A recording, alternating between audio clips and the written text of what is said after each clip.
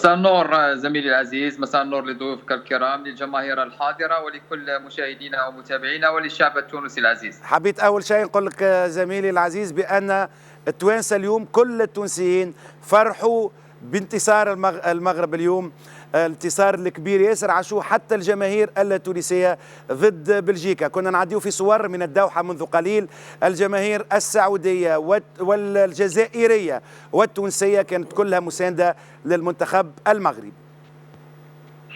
أكيد، وروابط الأخوة متينة من زمان، التاريخ يؤكد ذلك سواء بين الشعب المغربي والتونسي وباقي الشعوب العربية. ودعني أقول لك أنه مونديال قطر 2022 الزملاء الموجودين هناك يؤكدون لنا يوميا أن المؤازرة موجودة سواء مع نسور قرطاج أو مع الأخضر أو مع العنابي أو مع أسود الأطلس، وهذا يدل على أواصر الأخوة والصداقة المتينة من زمان. شيء مهم جدا حبيت نسألك عليه زميل حمزة. اليوم في تصريحات، احنا كنا في مراكش موجودين وأيضا في كازابلانكا، الجماهير المغربية كانت شبه متأكدة من خلال التصريحات متاعها أنها ستفوز اليوم ضد بلجيكا. من أين يأتي كل هذا التفاؤل؟ أكيد أنت تعلم عزيزي على أن المنتخب المغربي مدجج بالأسماء التي تنشط في دوريات كبيرة. أنا أقول دائما أن المغاربة ملوك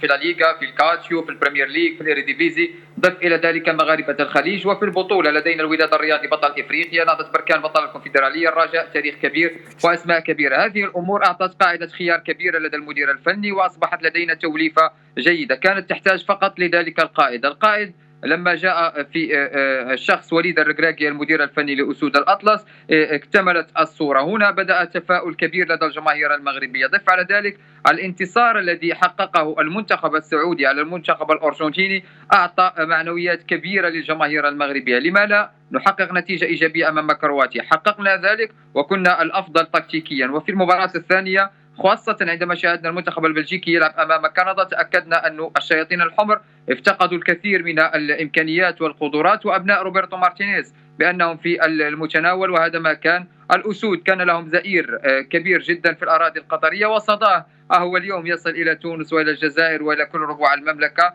وأكيد أن هذه الأمور وهذه الثقة نستمدها من الأسماء الموجودة في المنتخب المغربي، لأننا نحن من زمان نقول من العار أن المنتخب المغربي لا يصل إلى أدوار متقدمة ولا يصعد إلى البوديوم في كأس إفريقيا للأمم، لأن الأسماء التي يبحث عنها الجميع هي موجودة في المنتخب المغربي. زميل حمزة، السؤال متاعي الآن، أصبحت حظوظ المنتخب المغربي وافرة جدا للترشح إلى الدور الثاني. هل ممكن أن نقول بأن سقف لي زاتونت لي زوبجيكتيف تاع المنتخب المغربي أصبح عاليا؟ أكيد حظوظ المنتخب المغربي أولا وضع قدم أولى في الدور الموالي، لكنه رسميا لم يتأهل بعد. تنتظرنا مباراة صعبة أمام منتخب كندا.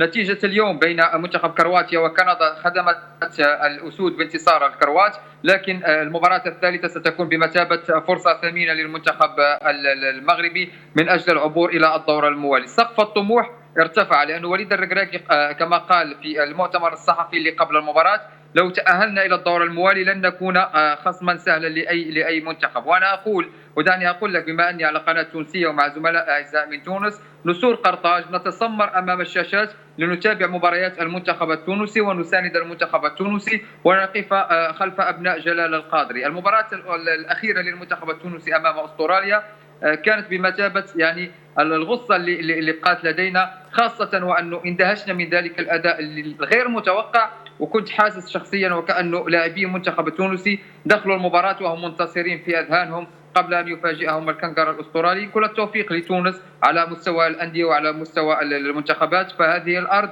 ولادة وياما تابعنا إنجازات سواء في كرة القدم أو في رياضات أخرى فردية كانت أو جماعية.